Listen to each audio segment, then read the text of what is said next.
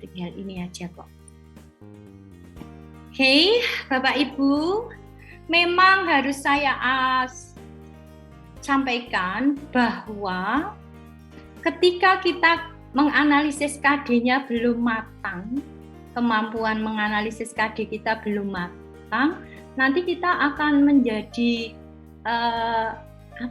ada kesulitan waktu menurunkannya menjadi IPK, menurunkannya menjadi TP, dan parahnya adalah kegiatan belajarnya juga jadi tidak sempurna. Meskipun ada yang sempurna, maksudnya maksimal gitu. Bapak Ibu, bismillah, saya akan menyampaikan terkait, terus kalau sudah kita tahu KD-nya, sudah tahu IPK-nya, sudah tahu TP-nya, aktivitas belajarnya gimana Bu Niken? Sekali lagi Bapak Ibu, semuanya itu butuh proses. Apalagi selama ini teman-teman saya di selain Surabaya tidak tertarik untuk mendesain pembelajaran itu atau menulis RPP itu untuk acuan. Teman-teman di luar Surabaya cenderung memiliki RPP, apakah itu mengcopy paste dari MGMP atau menyusun sendiri, cenderungnya hanya untuk kelengkapan administrasi. Nah, sehingga memang ketika melihat RPP jarang yang diaplikasikan. Jadi RPP-nya begitu, tapi di kelas nggak gitu. Dan itu saya rasa terjadi di selain Surabaya. Kalau Surabaya kan mengajarnya sesuai dengan RPP-nya. Saya ingin menyampaikan Bapak Ibu bahwa saya sangat berharap nyoba satu aja deh Bapak Ibu.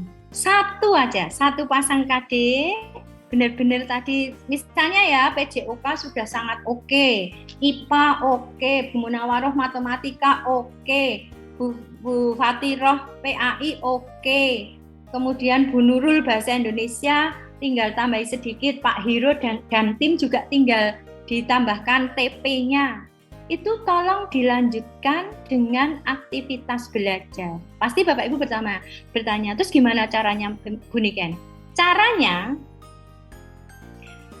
1 TP itu bisa diturunkan menjadi aktivitas belajar dengan pertanyaan menggunakan teknik membaca intensif yang bahasa Indonesia mengenal dengan sangat baik yang namanya teknik membaca intensif Adik Simba. Saya terapkan langsung di BIMTEK ini ya. Waktu mau membuat aktivitas belajar, lihat TP-nya.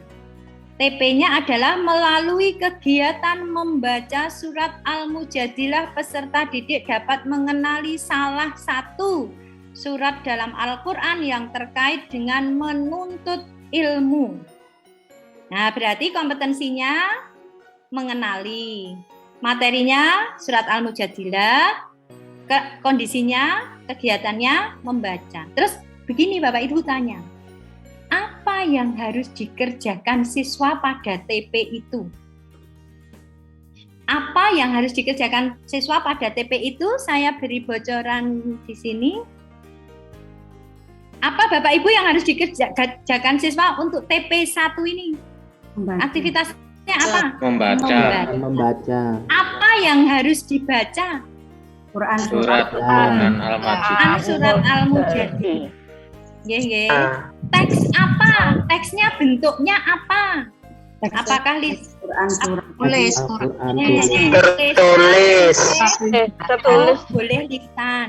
Boleh lisan, boleh tulis, tapi karena membaca dan ini nanti mengenal salah satu surah, berarti lebih efektif lisan atau tulis?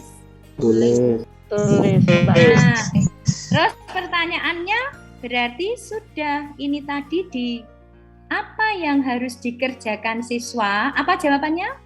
Membaca Al-Quran. Materi berupa teks apa yang diperlukan? Apa materinya? Surat Al-Mujadilah. Pertanyaan atau instruksi apa yang harus disiapkan saat anak-anak membaca?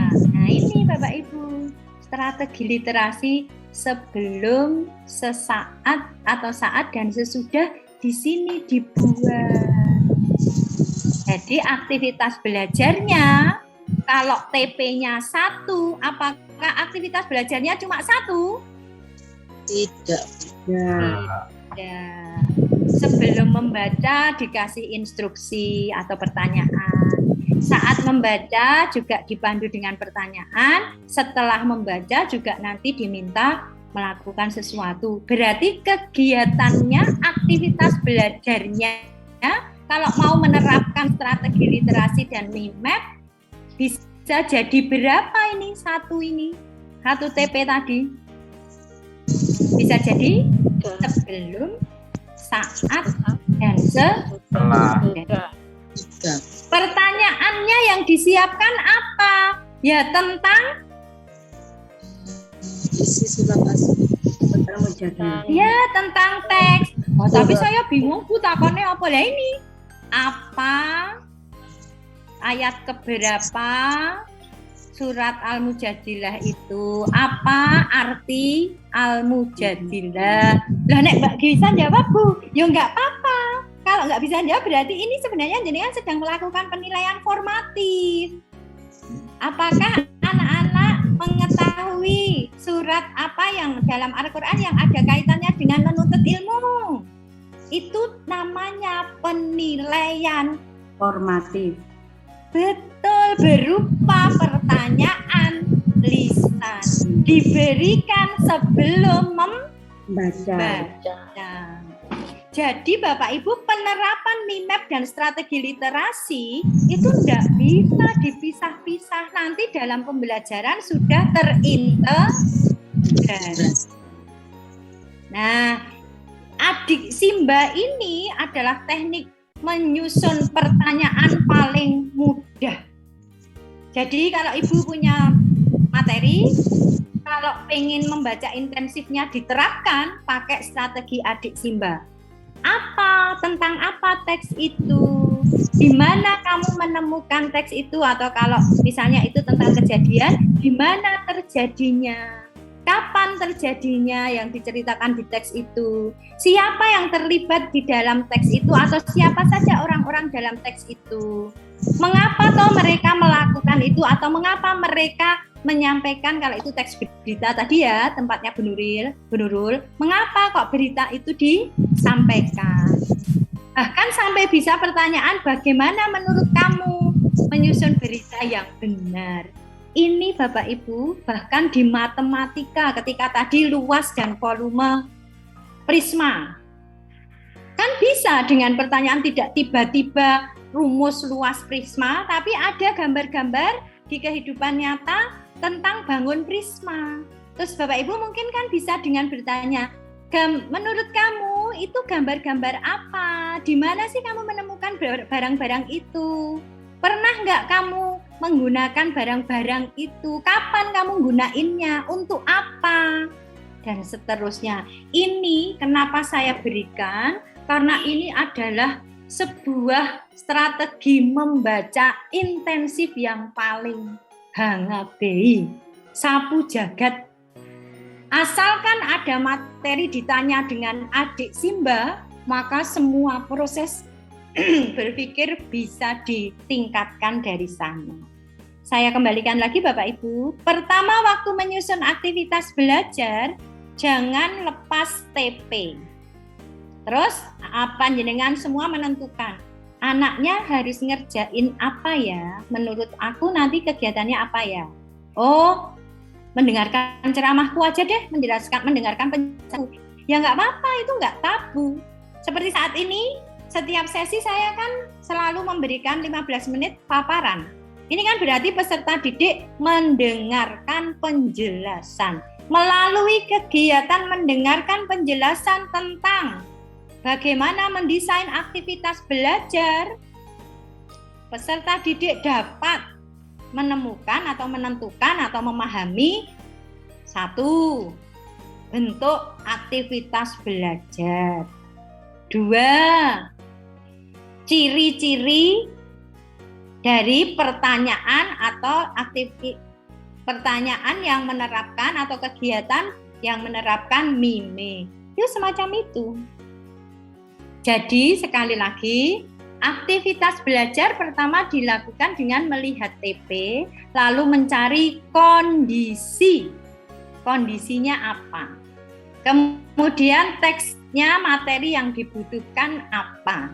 Kemudian pengembangan literasinya dalam hal apa? Ya, kemudian setelah itu ya sudah diurutkan. Satu TP tidak berarti satu kegiatan. Satu TP bisa menjadi 2 bahkan lebih kegiatan. Terakhir Bapak Ibu, setelah setiap TP tadi saya contohkan ya, misalnya tadi tentang anak-anak, pernahkah kalian mendengar bahwa di dalam Al-Quran itu ada loh surat yang menguatkan tentang pentingnya menuntut ilmu. Siapa kira-kira dari kalian yang tahu surat apa? Kalau nggak ada yang jawab, ya nggak apa-apa. Itu artinya tes diagnostik termasuk tes formatif. Oh, ternyata anak-anak nggak tahu. Oke, kalau nggak tahu sekarang nggak apa-apa. Nanti kita akan belajar tentang itu ya. Nah, ini Bu Fatirah membagikan atau bukalah Al-Quran halaman sekian atau buku paket mungkin ada ya Bu, buku paket halaman sekian, di situ ada sebuah surat. Nah, coba dibuka. Itu surat apa? Itu pertanyaan yang pasti bisa dijawab tidak Bu? Itu surat apa? Dan itu sudah membuka buku paket, ada surat Al-Mujadilah.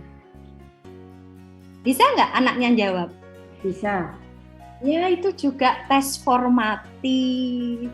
Itu strategi literasi sebelum membaca. Dan seterusnya Bapak Ibu lakukan. Nah, mengukur ketercapaian TP dari aktivitas tersebut adalah, tadi kan TP-nya mengatakan mengenal surat Al-Mujadilah sebagai salah satu surat yang mau terkait dengan. Nah, ketika sudah, tak panjenengan harus ini tadi anaknya wis ngerti rung ya nek Al-Mujadilah kuwi surat yang ada hubungannya dengan menuntut ilmu. Bapak Ibu perlu menyiapkan apa? Pertanyaan. Pertanyaan untuk apa? Mengukur ketercapaian. Mengukur ketercapaian apa? Indikator. Tujuan pembelajaran. Nah, tujuan pembelajarannya tadi apa? Dapat membaca. Ya. Bukan dapat membaca loh. Dapat Mengenali. apa? Salah satu. Mengenal. Contoh pertanyaannya apa? Nah, ini yang agak susah. Karena itu teknik of questioning Bapak Ibu perlu ditingkatkan. Sudah sedetail itu aja, kita kan masih mikir nggih. Oh iya ya, aku lagi ngukur piye. Ini saya sudah masuk penilaian ya Bapak Ibu. Aktivitas belajar sudah selesai, terintegrasi dengan penilaian. Pertanyaan terakhir saya, kegiatannya apa? Membaca Al-Mujadilah. Supaya apa? Dapat mengenal salah satu surat dalam Al-Quran. Terus Bapak Ibu menggunakan teks apa? Surat Al-Mujadilah. Di mana? Di buku paket ada. Oke. Terus kegiatannya apa? Suruh membaca. Membaca terus sudah. Kan Bapak Ibu harus mengukur. Mengukur apakah mereka ngerti bahwa Al-Mujadilah itu salah satu surat yang terkait menuntut ilmu. Berarti Bapak Ibu harus membuat alat ukur, melakukan penilaian formatif, assessment S dan assessment for learning. Contohnya gimana? Oke, semua sudah ya tadi membaca. Terus pertanyaannya Bu Fatirah lagi dijawab, berarti itu tadi yang kalian baca surat apa? Surat Al-Mujadilah. 58, 11. Semua anak kira-kira bisa menjawab atau enggak? Bisa. Bisa, itu namanya baru pertanyaan paling mendasar, mengenali. Oh, ada toh dalam Quran namanya Mujadilah. Tadi kalau tak baca bacaannya seperti itu, aku ya belum ngerti nih bacaanku benar atau salah. Setelah itu apa lagi pertanyaannya? Karena cuma mengenal, ada lagi pertanyaan. Surat Mujadilah tadi berarti itu adalah surat yang menurut buku tadi terkait dengan apa? menuntut ilmu. Sudah 2 itu tok 10 menit bisa. Masuk ke kegiatan pembelajaran kedua yang tadi diusulkan Bu Fatiro melalui kegiatan membaca apa tadi Bu? Membaca Arti. arti mufradat Quran surah Al-Mujadilah. Siswa dapat menyimpulkan. Bapak Ibu nanti menyusun pertanyaan. Itu pertanyaan ini tadi loh Bapak Ibu yang saya contohkan ini bukan soal penilaian harian. Itu masih soal-soal formatif. Nek anaknya sudah bisa jawab, pindahlah ke TP berikutnya. Kalau anaknya nggak bisa jawab, berarti perlu diulang nih. Wah, kok kira ngerti ya? Ya ikan mau yo ketoke buka halaman kuwi. Kok ditakoni apa tadi Le yang dibaca surat kita barusan yang dibaca apa? Nggak tahu Bu. Nah, berarti ini namanya tindak lanjut. Ini remedial ini. Oh, kalau gitu coba Le bukaan halaman kuwi coba. Itu loh judulnya apa di atas itu ada apa? Semangat Quran menuntut surat. ilmu. Nah, seperti itu Bapak Ibu kegiatan aktivitas belajar terintegrasi dengan penilaian. Lalu Bapak Ibu akan bertanya, lah bunyi kan itu penilaiannya lisan. Lah kan iya. Kan emang kalau penilaian pengetahuan ada tes lisan, tes tulis, dan penugasan. Di guru-guru selain Surabaya, dalam benak guru selain Surabaya, nek jenenge penilaian pasti tes Tulis. Nah, itu selain Surabaya. Terus pertanyaannya bisa nggak jadi penilaian harian nanti? Sebutkan surat dalam Al-Quran yang terkait dengan menuntut ilmu. Itu dipakai sebagai penilaian harian, sebagai tes penilaian harian, boleh nggak? Boleh. Nah iya. Kira-kira nek tadi Le mengajarkan kayak awal tadi TP1 dilakukan, anaknya misalnya dianggap bodoh banget ki bocah. Kira-kira bisa jawab nggak? Bisa.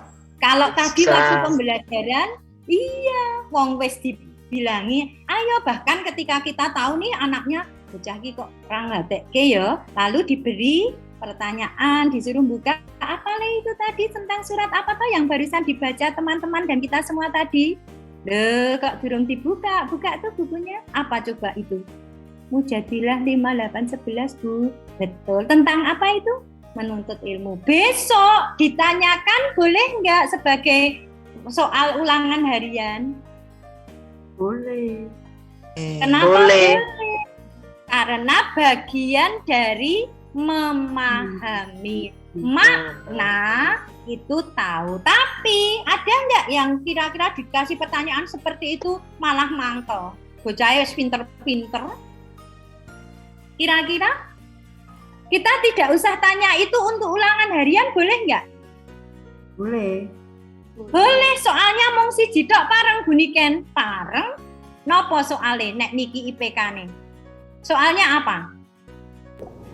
Apa Jelaskan makna yang terkandung makna Quran surat Al-Mujadilah. Betul, berarti soalnya 1 boleh nggak dari 1 IPK? Boleh. Nah, berarti begitu. Berarti sebenarnya ketika kita meminta anak-anak kita latihan soal, terutama matematika nih, Bu Munawaroh dan teman-teman, bukankah anak-anak kita kalau di dalam pelajaran matematika setelah diberitahu rumus, diberikan contoh, terus disuruh mengerjakan latihan soalnya toh? Soalnya itu boleh nggak nanti diteskan lagi untuk penilaian harian? Ya nggak boleh kalau angkanya sama, gantiannya ukur sama, ya nggak boleh. Harusnya ya pasti levelnya untuk latihan soal itu kan level dari IPK nih, bukan dari KD kan. Berarti kan kalau KD-nya tadi membedakan ya tadi ya, Membedakan, ya. Bu Munawaro. Iya. Membedakan. Dan nek membedakan, pertanyaannya kan boleh langsung begini. Apa perbedaan luas dan volume prisma dan limas? Kan langsung begitu. Arti matematika selalu akan mengatakan, lah nopo perlu toh Bu ditakoni ngoten niku? Lah kadene wonten niku. Wong nanti yang menghitung-hitung itu kan menyelesaikan masalah toh. Baru di KD-nya baru KD keterampilan toh. Ya. Nah, coba bayangkan, selama ini di luar Surabaya, guru matematika nggak ada yang tanya tentang pengetahuan. Semua guru matematika, sekali lagi selain Surabaya, mesti ngeine soal hitungan, soal cerita. Berarti beliau-beliau yang di luar Surabaya itu membelajarkan KD pengetahuan tidak? Mengukur tidak? Tidak. Dan itu yang dimaksud dengan soal AKM. Soal AKM itu nggak perlu didrill Bapak Ibu. Soal AKM itu soalnya sudah lintas mapel. Yang perlu dibangun adalah kemampuan memahami teks. Oke, matematika, KD-nya membedakan, menentukan luas. Oke, kalau membedakan ya harus dikasih kegiatan belajar supaya siswanya bisa membedakan bagaimana bedanya luas dan volume, bagaimana bedanya luas volume limas dengan bagaimana bedanya luas dan volume limas dan prisma, kan begitu. Saya sudah menyelesaikan tanggung jawab saya, yaitu tentang menyusun atau mendesain kegiatan belajar sekaligus penilaian Bapak Ibu. Saya akhiri dengan mengatakan bahwa sebenarnya penilaian itu tugas kita untuk mengukur gitu loh Bapak Ibu. Mengukur apa? Mengukur ketercapaian KD. Lah karena KD itu kan di bahasa Indonesia, di IPS, di bahasa Inggris itu luas sekali. Ngukurnya kan harus minimal ada 2 KD, yaitu pengetahuan dan keterampilan, itu dua-duanya diukur.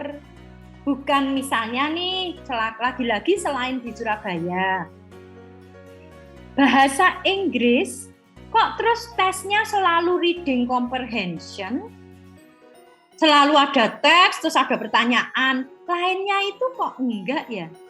Padahal KD-nya kan ada keterampilan menyusun teks lisan, menyusun teks tulis. Coba yang bahasa Indonesia Bu Nurul dan teman-teman cek.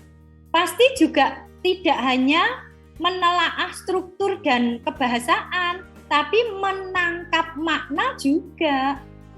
Matematika juga begitu. Matematika cenderungnya di luar Surabaya menyelesaikan masalah, tapi nggak pernah diajak berpikir dan diukur kemampuan membedakan dan menentukan luas, itu jarang.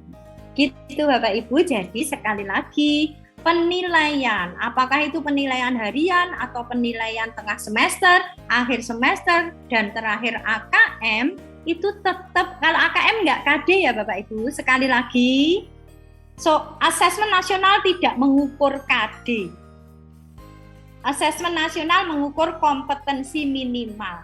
Lalu peran kita sebagai guru, buatlah pembelajaran yang bisa mendukung kemampuan mereka berliterasi, bernumerasi dengan cara ini. KD ditelaah, dianalisis, susun IPK, susun TP, lakukan aktivitas, terakhir diukur.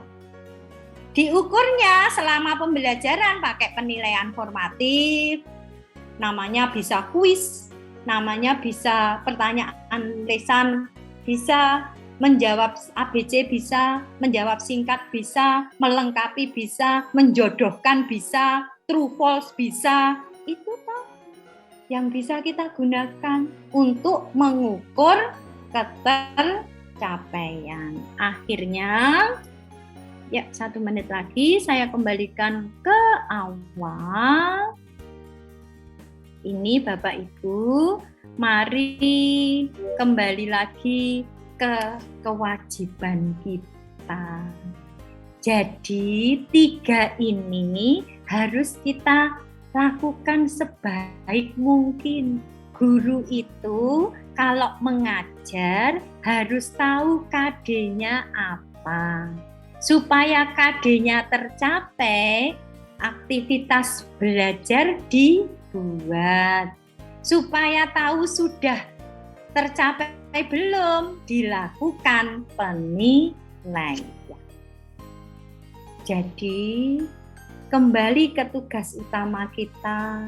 Ayo dong Bapak Ibu, bismillah, kembali ke jalan yang benar. Buku paket boleh Bu Niken? Boleh. Tapi mbok buka dulu toh KD-nya. Lihat dulu toh materi di buku paket itu sesuai enggak dengan lingkungan kita, kemampuan anak-anak kita. Nah, Bapak Ibu, saya sangat berharap kalau penilaian nanti saya akan memberikan contoh dan visinya di Google Classroom minggu depan setelah hari Rabu, karena saya Senin sampai Rabu tidak bisa berkutik. Lalu didoakan saja semoga kita bisa bertemu sekali lagi untuk luring, untuk khusus membahas tentang penilaian. Begitu Bapak Ibu, saya sangat berharap hari ini Bapak Ibu mendapatkan sesuatu yang mungkin sedikit berharga dan bisa diterapkan meskipun sedikit tapi kita terapkan.